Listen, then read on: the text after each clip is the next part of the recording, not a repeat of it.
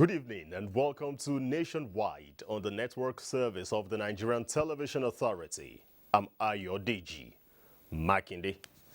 Senate has passed the 2010 Electoral Act Amendment Bill, which was committed to the National Assembly Conference Committee.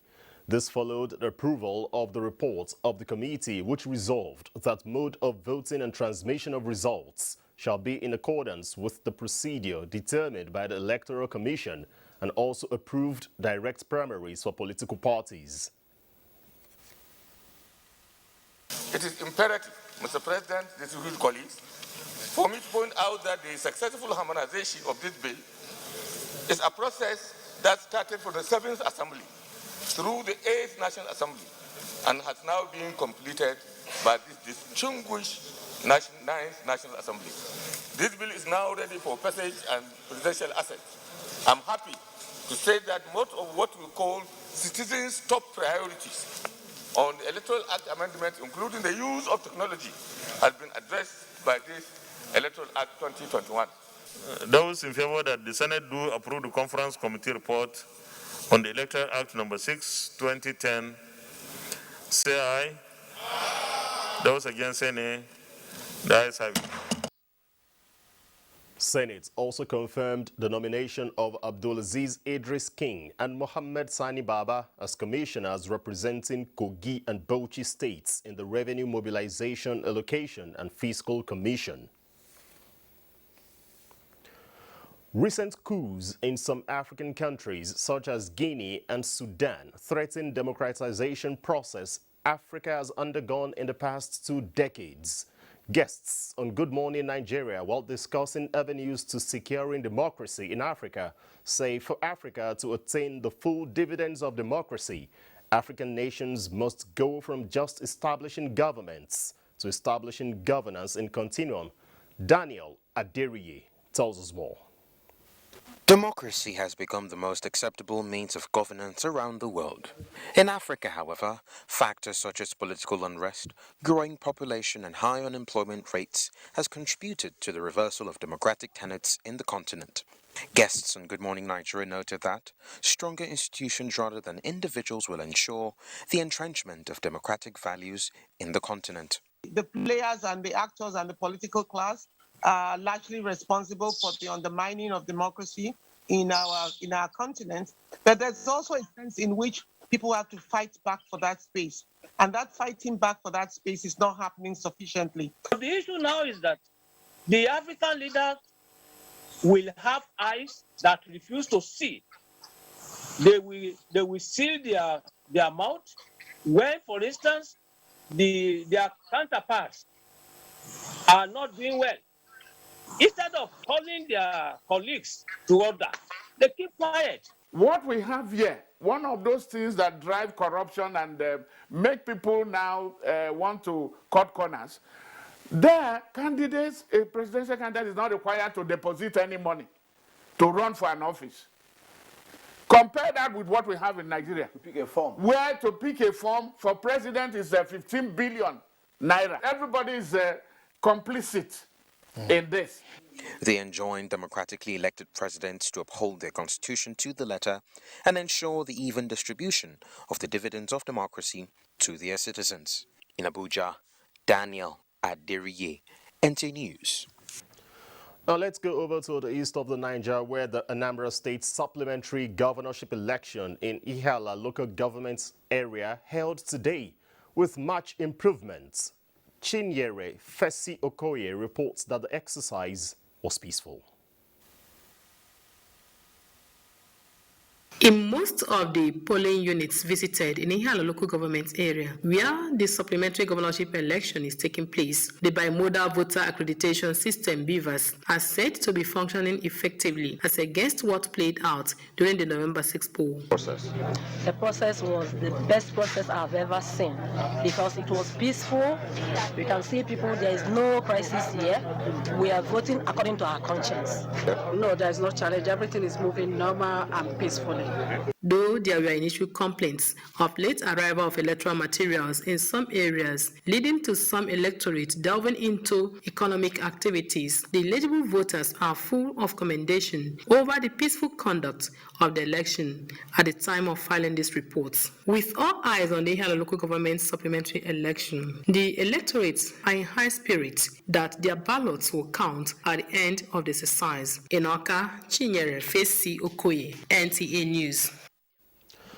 For more on the supplementary election, let's join correspondent Daniel Ukpai on ground at Ihiala for an update. Daniel, what's the level of anticipation ahead of the results out there?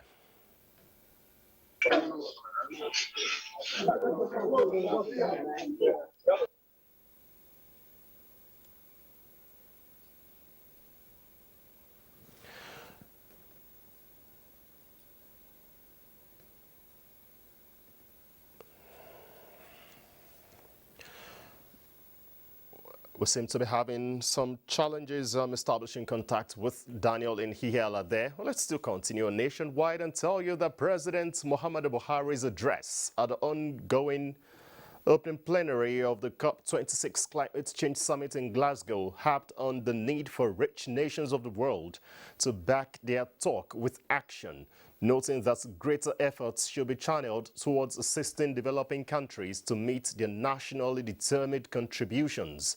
Fatima Umar Bubba has the details.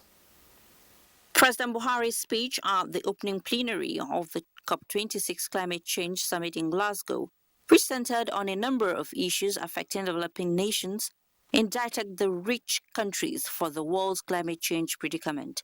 He maintained that the failure of these countries to fulfill promises towards climate finance till date have had multiplying effects on Africa. The president told world leaders that the goal of transforming the fossil fuel to clean energy, reaching a net zero ambition for greenhouse emissions, would require critical infrastructure to be in place in developing countries. Making a case for financial support, the president stated that attaining national and global climate change goals would require adequate and sustained technical and financial support to developing countries. He added that greater efforts should be channeled towards assisting developing countries to meet their nationally determined contributions, commitments through the pledges made by the developed countries to provide at least $100 billion yearly. The Nigerian leader noted that easier access to climate finance had become imperative because of the COVID-19 pandemic, which really battered the economies of developing countries. Another big issue for Nigeria and the continent, which President Buhari trumpeted to the world, is the planned defunding of fossil fuels.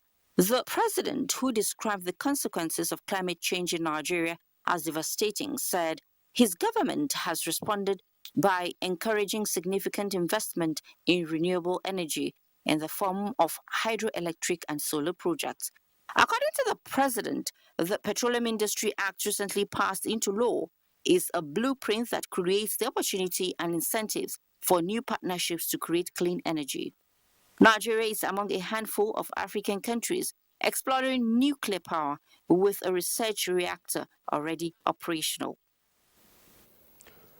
OPEC Secretary General Mohamed Sanusi Barkindo says OPEC foresees a bright future for Africa's oil industry with significant opportunities for growth.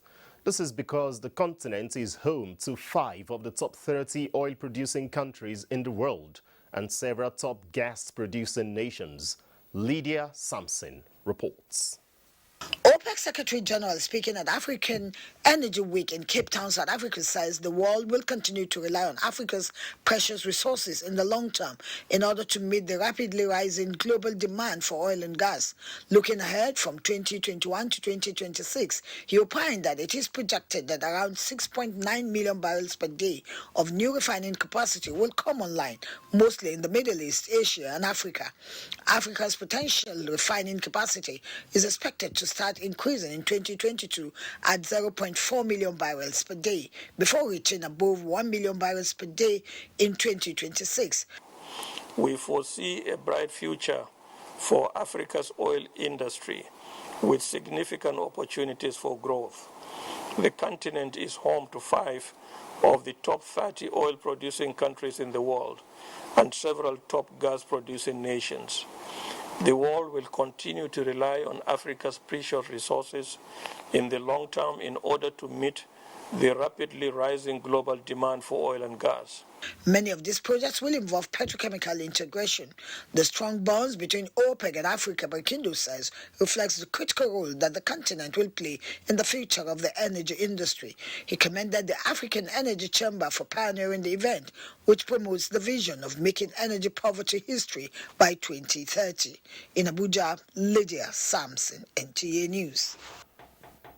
Adiola from our Lagos Network Center is next on Nationwide. Good evening, Adiola. It's over to you. Good evening, Aya.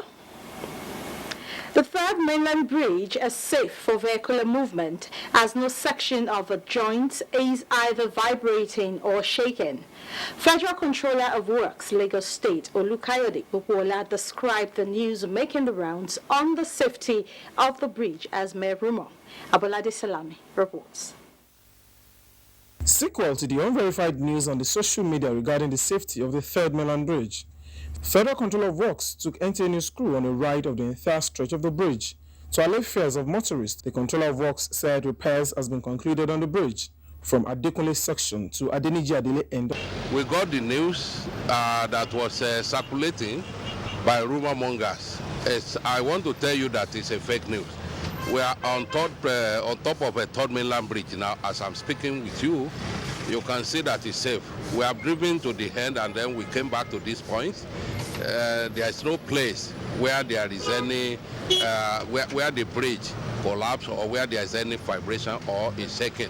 The major work still ongoing, he said, is under the water. They are carrying out the underwater repairs of the piers, the pipe cap, and then the piers itself, including the shaft under the bridge. The third mainland bridge recently had major repairs conducted on it and was open to traffic in February 2021. In Lagos, Abolade Salami, NTA News. Adequate and periodic checks will be carried out on army formations across Nigeria to ascertain the level of infrastructural development in the barracks. Chairman House Committee on Army, Abdul Razak Namdas, while an oversight to some barracks in Lagos, expressed satisfaction on the implementation of funds. They are fearless, determined, rugged and committed to protecting the nation's territorial integrity. These patriotic Nigerians most times pay the supreme price on the line of duty. While they remain at the battlefront trying to prevent the enemies from advancing, the federal government is reciprocating the gesture through improved welfare, habitable accommodation, and provision of sophisticated gadgets. The government work is progressing. We will still give them another money in 2022. They will select others. And this is not the only barracks we have. The Nigerian Army has 138 barracks across the country. So some of these issues are not only in Lagos, they're in other parts of the places, but I think they are doing quite well. We will encourage them to do more. The Army, in keeping high the morale of officers and men, is not treating with kid gloves regular maintenance of infrastructure in the barracks. He had approved funds for renovation, remodeling, and reconstructions of our dilapidated quarters all over the country. The House Committee on Army says more funds will be made available for the Nigerian Army in the 2022 budget to sustain the drive for excellence. And those are the stories for now from Lagos. We'll take a break, and when we return, it's back to Ayo in Abuja.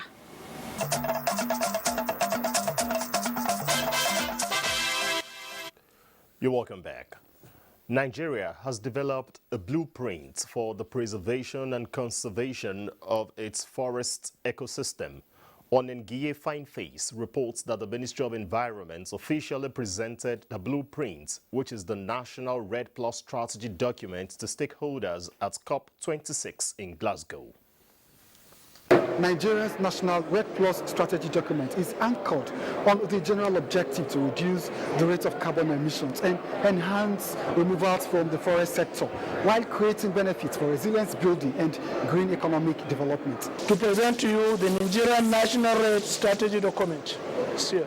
Minister of Environment Sharon Ikazo performed the official launch of the document to pave the way for adopting ecologically friendly and climate-smart forest and forest-related investments, especially in agriculture. People need wood to do their household needs. Agriculture, you need to farm so you could eat.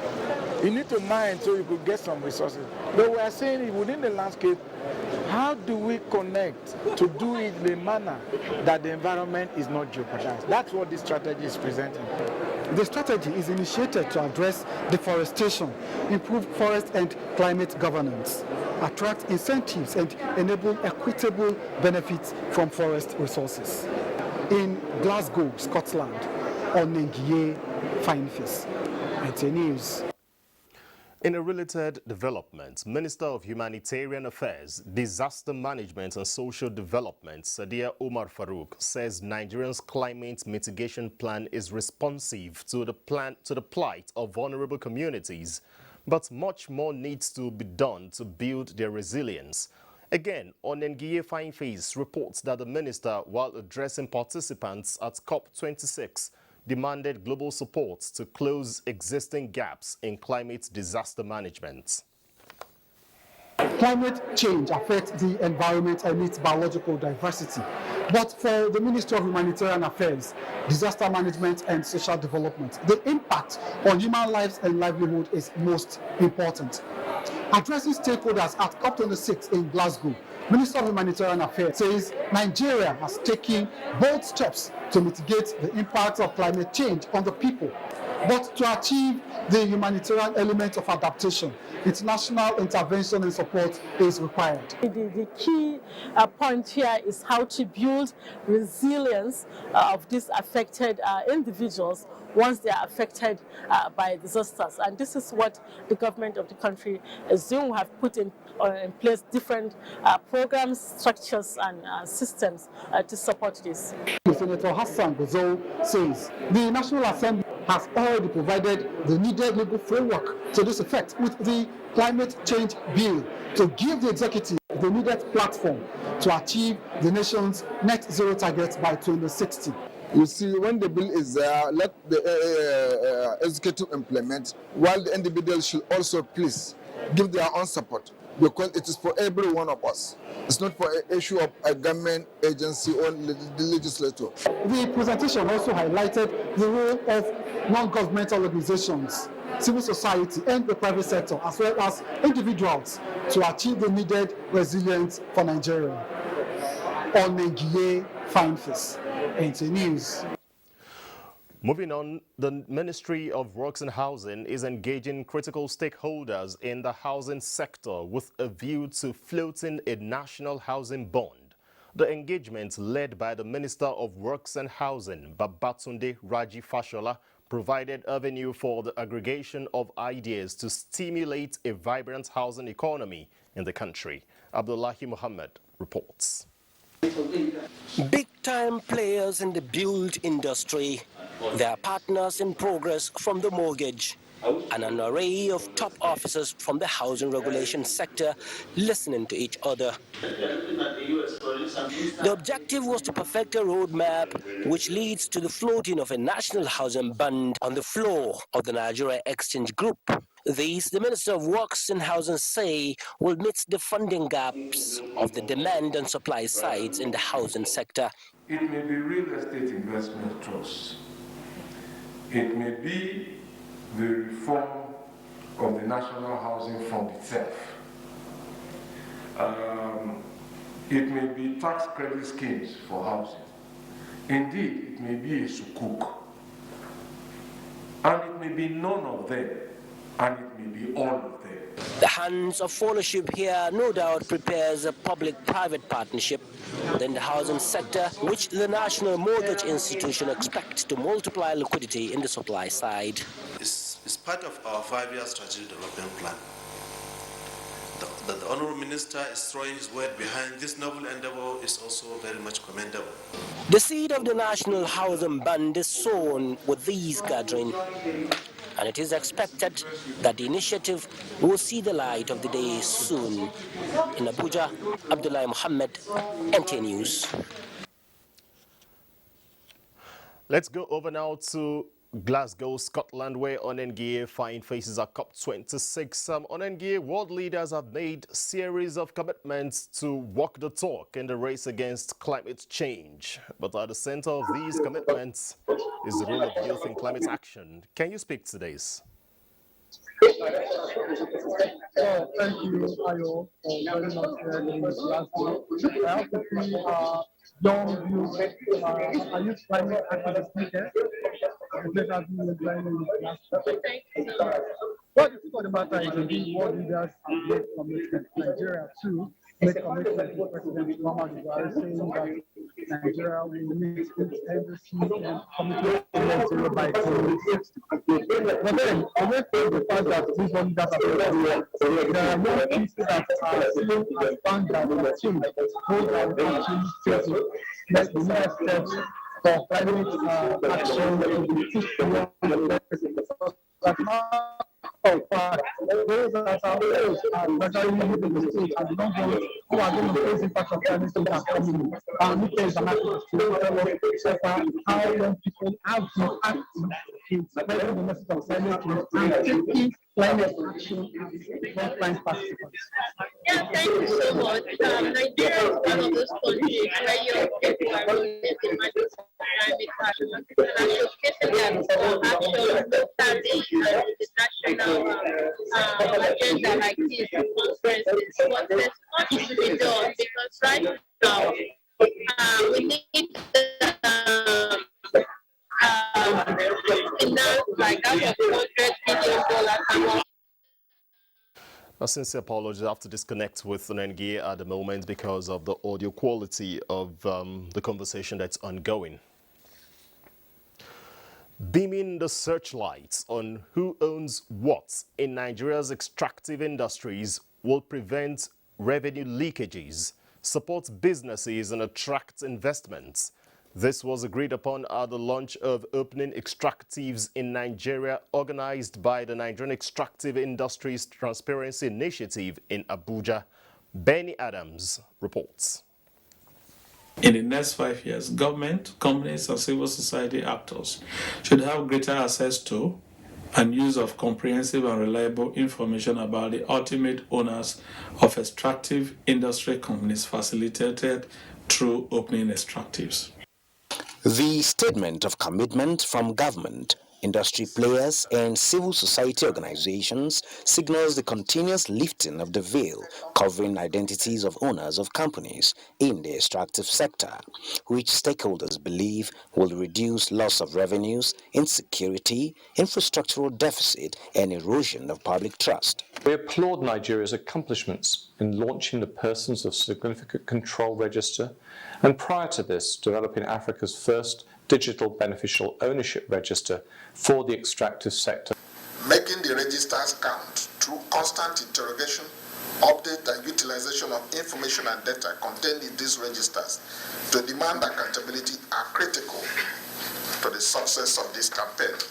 The NHWG will therefore continue to provide the required leadership, strategic policy direction, monitoring and oversight that will ensure successful implementation.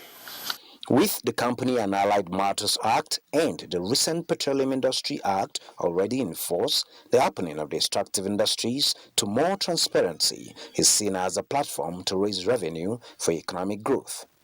Benny Adams, NTA News.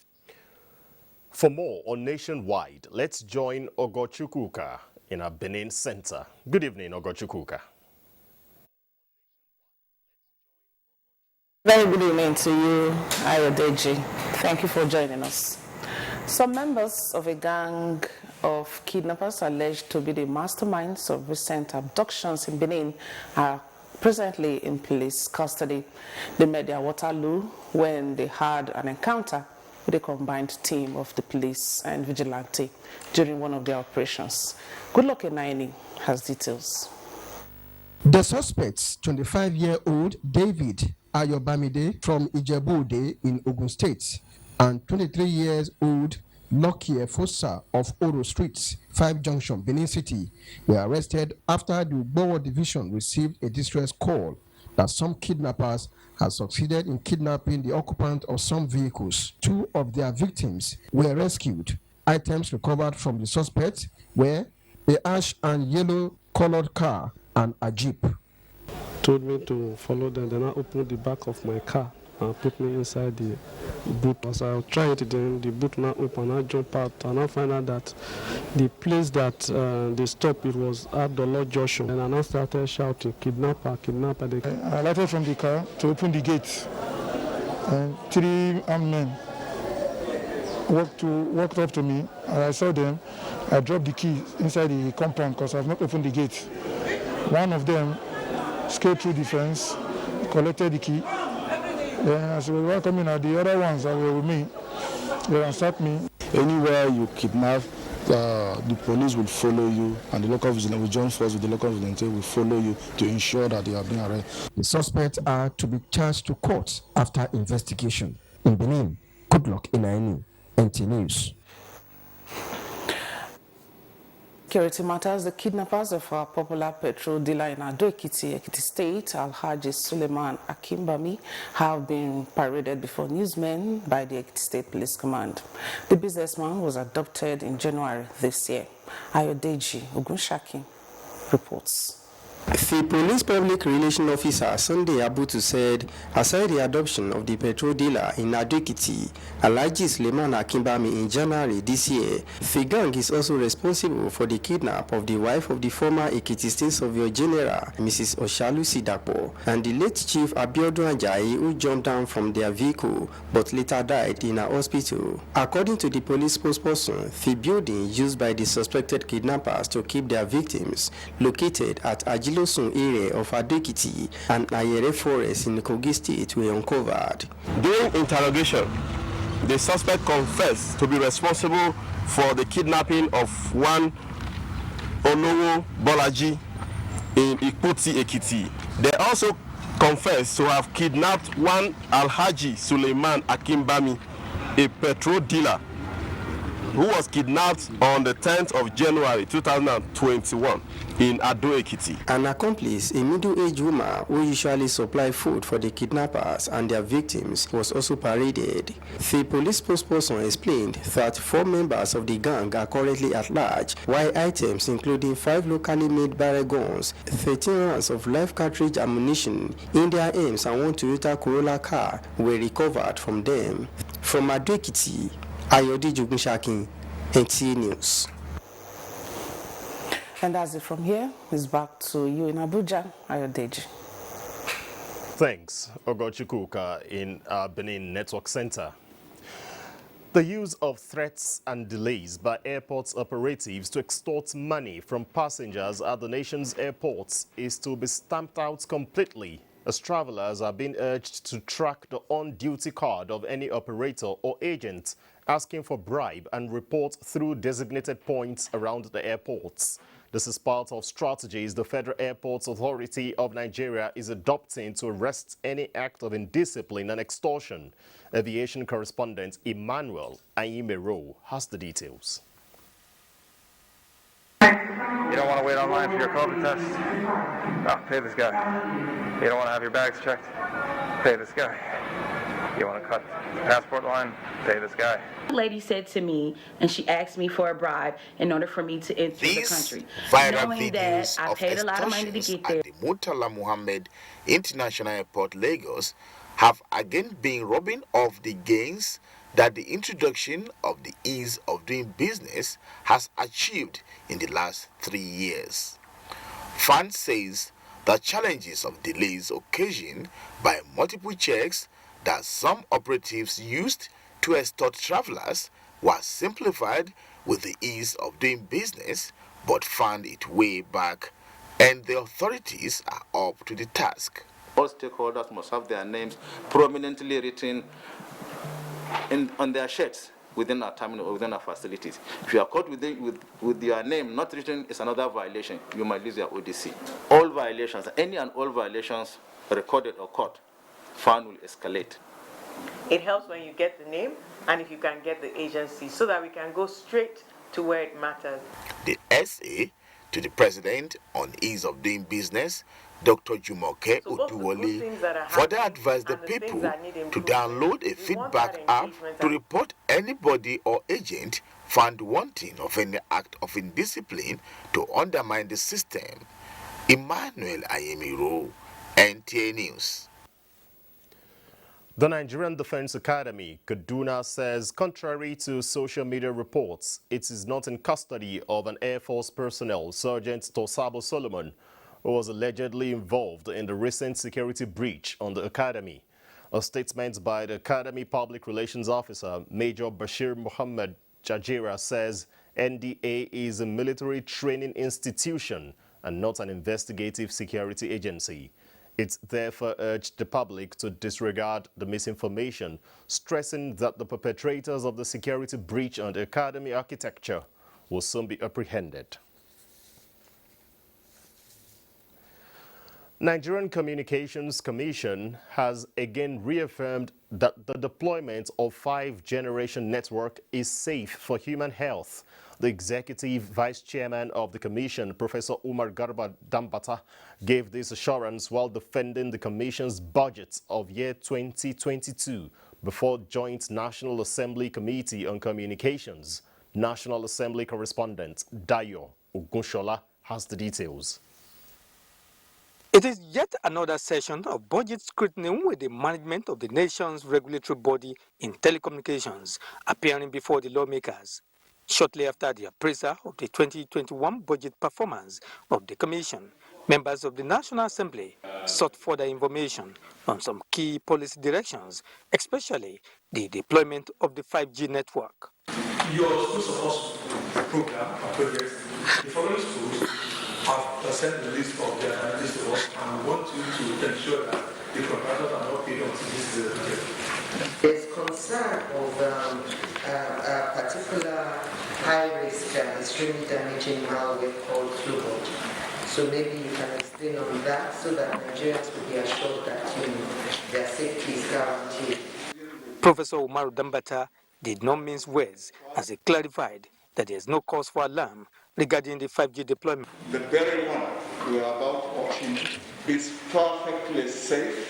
It is not harmful to human beings, and there is no evidence whatsoever, no medical evidence, okay, from the World Health Organization indicating any correlation between this spectrum and the health of students using this service. The Joint National Assembly Committee acknowledged the contributions of the Commission to the revenue base of the nation, much as it beckons for increased budget performance in the year ahead. From the National Assembly, Dayo Ogunshola, NTA News.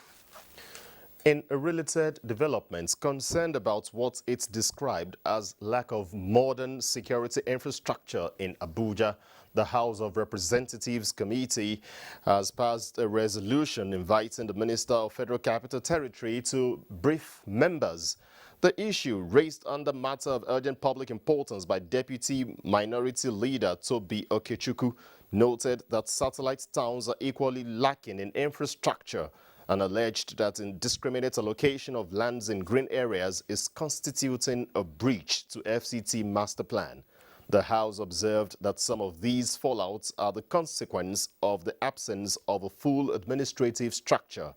The report of the Conference Committee on the Electoral Act Amendment Bill 2021 has been adopted and passed.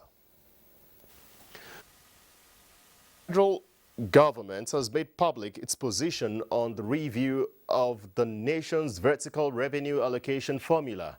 Leah Katumba Batude was at the final public hearing on the review by the Revenue Mobilization Allocation and Fiscal Commission and reports that the FCT is requesting the full state status as put forward by the Minister Mohammed Musa Bello. the FCT has remained a permanent construction site. Abuja is one of the fastest growing cities in the world, and the Minister of the FCT, Mohammed Bello, points out some staggering statistics. 137 projects just like this one are ongoing within the FCT, needing 800 billion naira as of July 2021. But perhaps the most pressing need for the minister, and as contained in his proposal, is the need for the FCT to be designated a state status. Because of the population explosion and because of the massive expansion, for us to be able to develop the city to match the population expansion, we need to have a special funding status, and that is our appeal to the Commission. The last time the sharing formula was reviewed was in 1992, and a lot of variables have changed since then. Secretary to the Government of the Federation, Boss Mustafa, in a message, said though the federal government spends more, revenue allocation should be done constructively in the face of dwindling national revenue base and the imperative for states to generate their IGR. The federal government recognizes that it is the country is made up of constituent states where the developments are happening, is amenable to a review, and that is why we have done some review to make sure that we move from where we were at 52.68 to 50.6, then getting for state governments too, we did a reduction of 1% and increase that of local government because development needs to start getting to the local people. Before the end of this year, our own side of the work will be concluded, and we'll be ready to submit our report to Mr. President. The Revenue Mobilization, Allocation and Fiscal Commission is assuring it will be fair to all. In Abuja, Leah Katung-Babatunde, NTA News. Felicia in our Jos Network Center is next on Nationwide. Good evening, Felicia. Hello, Ayodeji. Welcome to JOS. The National Universities Commission is conducting quality assurance exercise in NTA Television College, JOS. Zenred Dimun has details. Established in 1980, the Nigerian Television College, JOS, is committed to providing high-quality professional and specialized education in television production and journalism as a means of fostering and promoting the best practices of the profession to enrich standard of television services worldwide. Officials of the National Universities Commission are in the college to monitor and evaluate its programs. We'll go around, we have listened to all the beautiful speeches that have been made, but you see, what we look at is what we see both on ground and on paper, whether they match.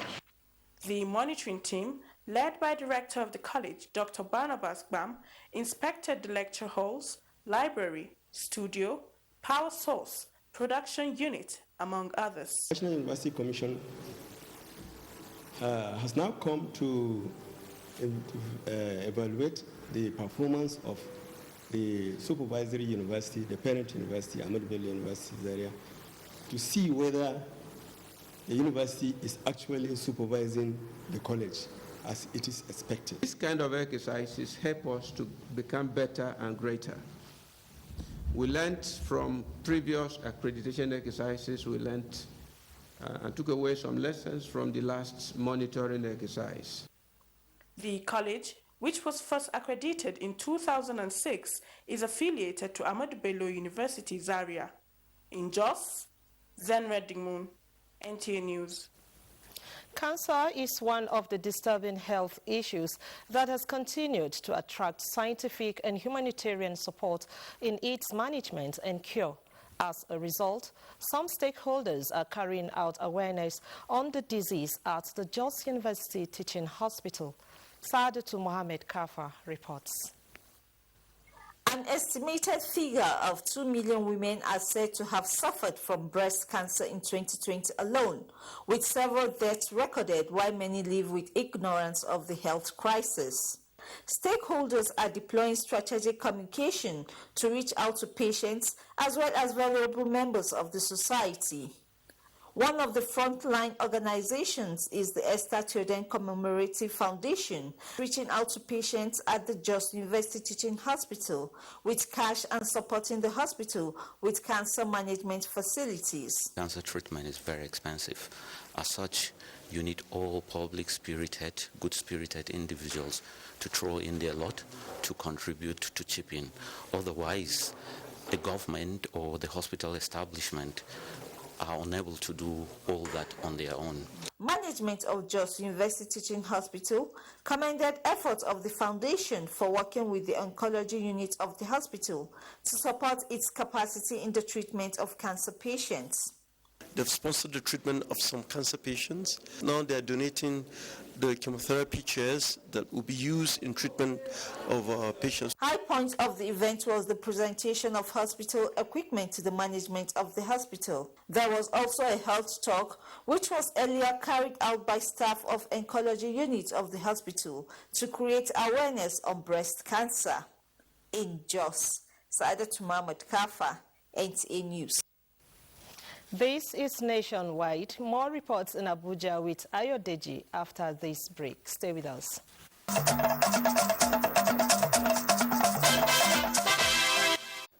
Thanks for staying tuned. As a follow-up to the visit of the FCT Minister of State, Ramatu Tijani Aliyu, to the scene of the kerosene explosion in Kubwa, the FCT Social Development Secretariat has also visited to ascertain the level of damage done by the explosion. Ifeanyi Ezumba reports. The Acting Secretary, FCT Social Development Secretariat, Kevin Owonaike, who describes as tragic the incident of last Friday's explosion, says the Secretariat will take database of the people affected so as to know how government can assist them. At the end, there must be a ministerial proclamation on how to aid and assist them. So what we are actually doing is that we give an assessment rate of this place. The area is highly devastated and we think many people are affected. So in order for government to intervene, they need to use a database which we are trying to generate. The Acting Secretary, alongside management of FCTA Social Development Secretariat, also visited Kubwa General Hospital and the National Hospital to augment the Minister of State's efforts. In Abuja, Ifeanyi Ezumba, NTA News. The federal government is adopting more robust and less cumbersome measures to rebuild the confidence of parents in the safety of schools in the country. This is part of the message by the Minister of Education at a presentation of a book in Abuja. Abdullahi Musa Suleja reports. The book, titled Evolution of Day Secondary Schools in Nigeria, the minister was represented by the Permanent Secretary, Sanu Echeno. The 143-page book, written by an educationist, Dr. Yakubu Gambo, focuses on the effective and low cost of running the day secondary school system in the country. Day schools are becoming increasingly popular because they offer you better security guarantees, and parents are more assured adequate security will be provided. And there's the need for books like this to allow the younger ones, even at home, to have the background knowledge of the happenings in the sector of education. The inspiration has been there for over 30 years. It has only come into fruition this year. Former President Olusegun Obasanjo was represented by the Vice Chancellor, National Open University of Nigeria. And I trust that the author must have, in his brilliance and erudition, noticed the trend of declining attention to our history and culture in recent years. General Manager NTA Channel 5 Abuja, Ayo Adewi, represented the Director General of NTA, Yakubu Ibn Muhammad. This is a documentation of historical facts that will enable children of today to know about their past, juxtapose it with the present, and also plan for the future. The writer drew his inspiration from the experience in his senatorial district of his state, Plateau, where over 90% of secondary schools are day. Abdullahi Musa Suleja, NTA News. Zamfara State Council of Chiefs has raised the alarm over an upsurge in the number of orphans as a result of the security challenges bedeviling the state, and advocated for more collaborative efforts to adequately cater for the orphaned children. This was during an event held in Gusau to mark the 2021 World Orphans Day. Jamilu Ibrahim has the details. Those statistics from the Save the Children International show that there are about 700,000 orphans in Zamfara state. Speakers at the event argued that the figure could be much higher. Certainly, Zamfara state now is experiencing a surge in the number of orphans that are being left behind on a daily basis. So we need to give them basic needs like any other child so that we can reduce.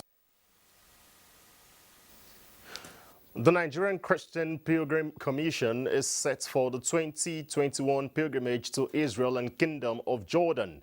Omenka Amarachuku reports that Executive Secretary of the Commission, Reverend Yakubu Pam, made this known at the end of a 4-day capacity building towards the success of the forthcoming pilgrimage.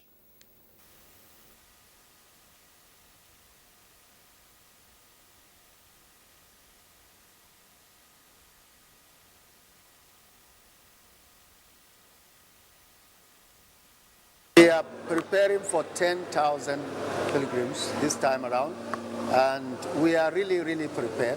That is why we have the retreats. Apart from the retreats, we're also going to have staff training, and apart from that, we're also going out for mobilization, state to state, and all of this is part of it. Mobilization is already going right now, and like what the media is doing is part of mobilization to tell the general public we're up again for the next pilgrimage. The Commission also used the opportunity of the training to pray for the peace and unity of Nigeria. The Nigerian Export Promotion Council identifies factoring as an alternative instrument to finance trade in the country as it hosts Nigeria's first national conference on factoring in Abuja. Comfort Amodu reports that the conference is holding simultaneously in Lagos, Kano and Port Harcourt with the aim of addressing challenges faced by micro, small and medium enterprises in the country. Factoring is one of the major and fastest growing instruments for structured trade finance in the world, with the projection by PricewaterhouseCoopers that Nigeria can unlock more than $1 billion financing for small and medium-sized enterprises annually. The Nigerian Export Promotion Council is taking a leap to include this initiative. It is driven to promote non-oil exports through the Export Expansion Facility Program. Quality receivables, access to cash flow and capital that will help maintain and grow their businesses. Especially when viewed against the backdrop of the AFCFTA and the need to promote financial inclusion and MSME development for economic growth and employment generation. And next is Sports Updates with Samuel Johnson. The Weightlifting Federation of Nigeria says modalities have been put in place to feature at the 2021 World Weightlifting Championship scheduled for 7th to 17th of December 2021. Nigerian weightlifters are hoping to excel at the championship, which will serve as the 2022 Commonwealth Games qualifiers. We are preparing for the Commonwealth qualifier in Uzbekistan, and we invited 7 people already to camp in Lokoja. Nigeria's sole representative at the ongoing inaugural CAF Women Champions League is hoping to bounce back after losing 3-0 to Asfar of Morocco in its first match. Rivers Angels will take on Mamelodi Sundowns of South African ladies in its second game on Tuesday at the championship taking place in Egypt. As it concerns the players' mistakes, it happens to any team. What we need to do is just to go back to the drawing board. On the local scene, the 2021 Amuwo Games is on the way at designated centers in Amuwo Dolphin area of Lagos State.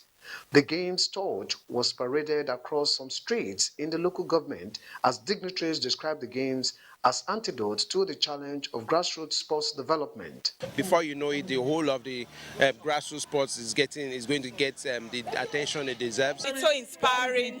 It's really emancipating for the young people. The Nigeria Customs volleyball teams are leaving no stone unturned in preparation for the forthcoming final phase of the Volleyball Premier League in the country. As part of efforts to further put the players in shape, a two-day in-house beach volleyball tournament was held within the service where Team Amara in green jersey defeated Team Ene in blue jerseys by 2 straight sets, 15-11, 15-13, to emerge winners of the women's event, while the pair of Francisca Ikiede and Emmanuel Uda defeated the duo of Rafiat Lawal and Samuel Ada 2 sets, 15-12, 15-9, to emerge winners in the mixed doubles event. I think it's really putting them in the right frame of mind for the task ahead. Getting them in shape to meet competitions, and whenever we appear in any competition. We started our campaign in preparation for the league finals in Ilorin. With sports updates, Samuel Johnson, NTA News. And that's nationwide this Tuesday. We'd like to thank you for watching. I'm Ayo DG Makinde. But before we go, remember to connect with the NTA and stand against rape and rapists. On behalf of the entire production crew, enjoy the rest of your evening. Bye-bye.